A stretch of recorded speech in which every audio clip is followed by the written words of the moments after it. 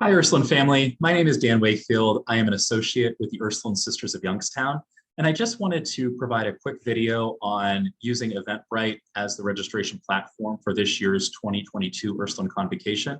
I know this might be a new platform for some of us, and I just wanted to kind of explain how to go about using it. And so once you have the Eventbrite link and you're on our Eventbrite page to officially register, you would just simply click here where it has the green register button. And then you will see different ticket type options that appear. So we actually have three different options available. The first is, this is actually being used to purchase a ticket. So it would be people that are going to be making a payment for a ticket. So this could be an individual that's purchasing a ticket, or this could also be a congregation that is purchasing multiple tickets for their community.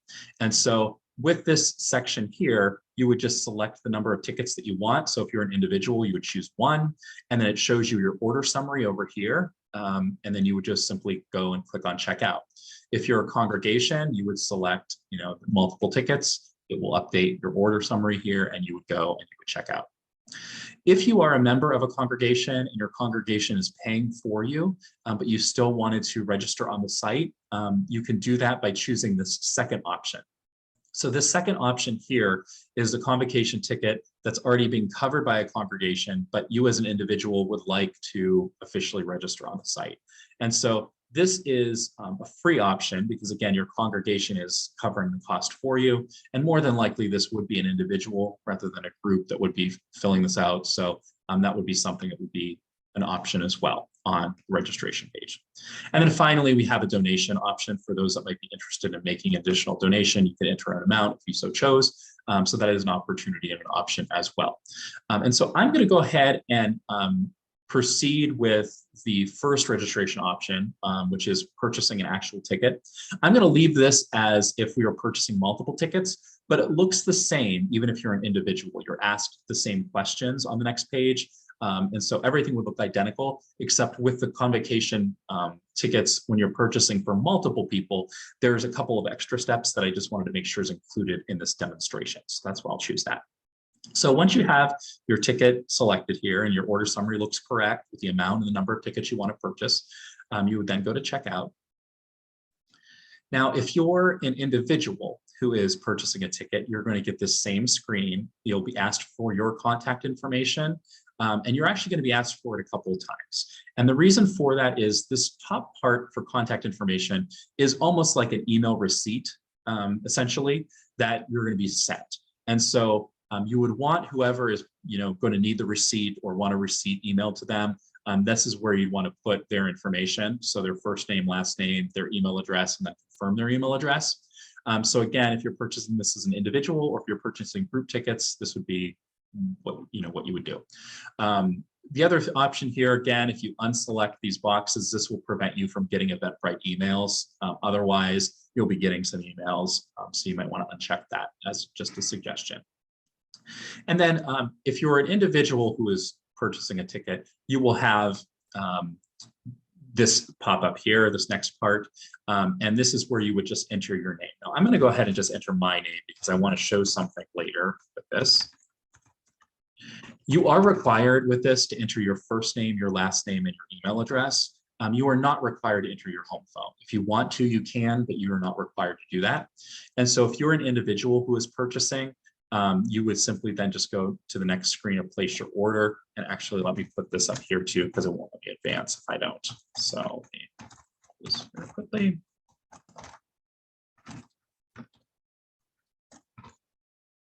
Okay. All right, so now bear with me. So if you're an individual, just hold your thought until we get to the next screen of placing our order.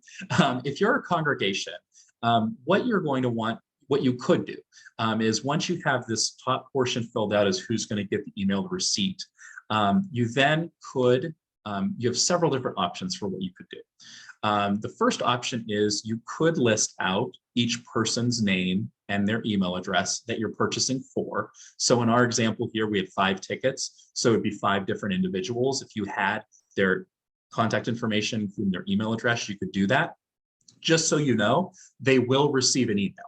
that says that they have been registered once you do this. So just be aware of that.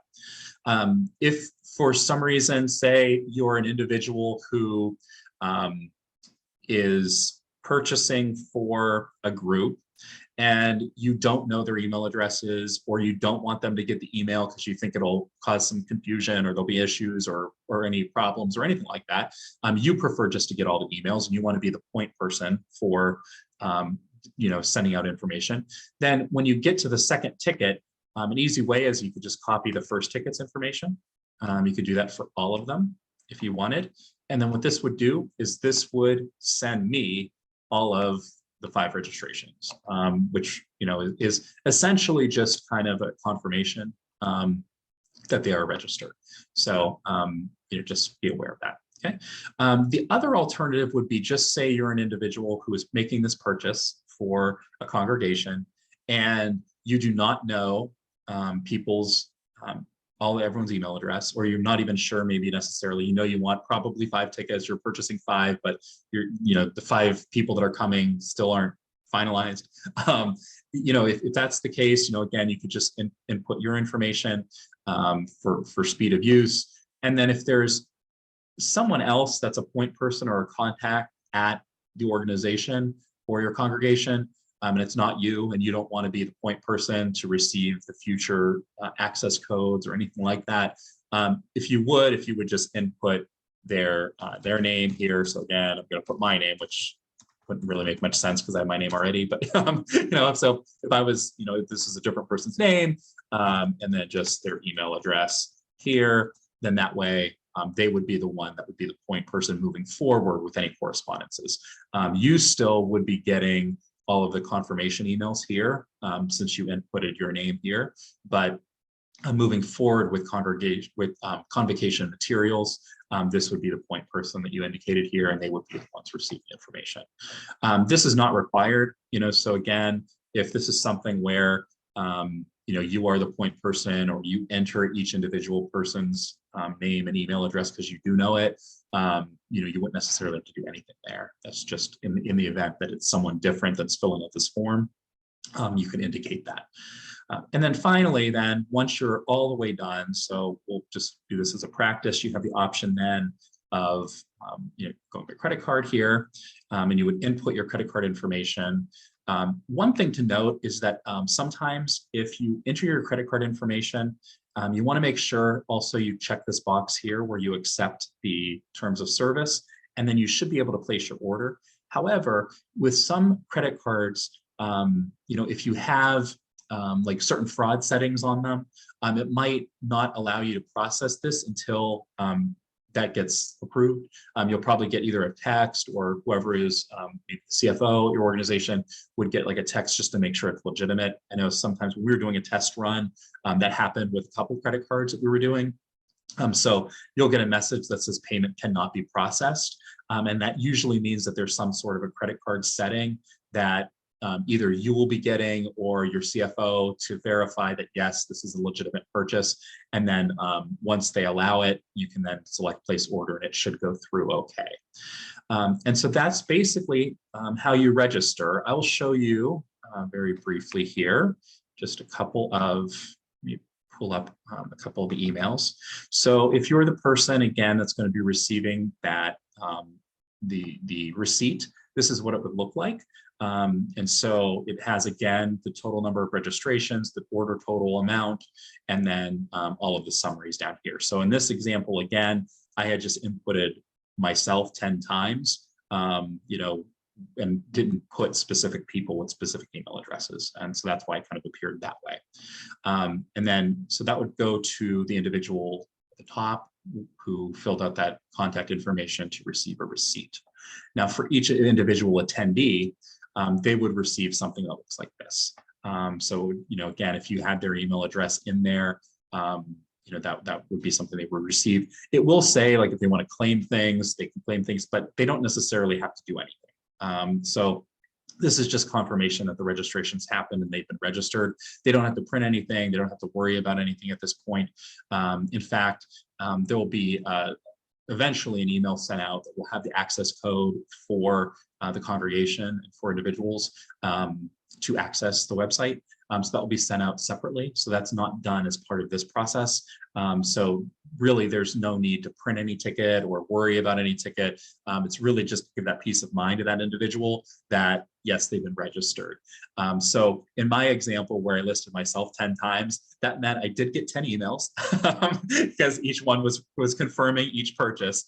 So just know that if you do that, you will receive quite a few emails at first just to confirm each ticket. And then if you're the person that put your name and your contact information for the receipt, you would also receive that as well. So hopefully this kind of helps clarify, some registration tips and tricks here with Eventbrite. I hope you found it helpful. And if there's any questions, please don't hesitate to reach out to us and let us know.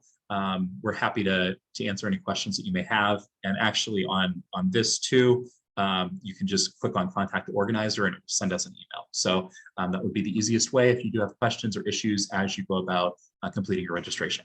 Thank you so much. Have a wonderful day. I look forward to seeing you at our convocation this year.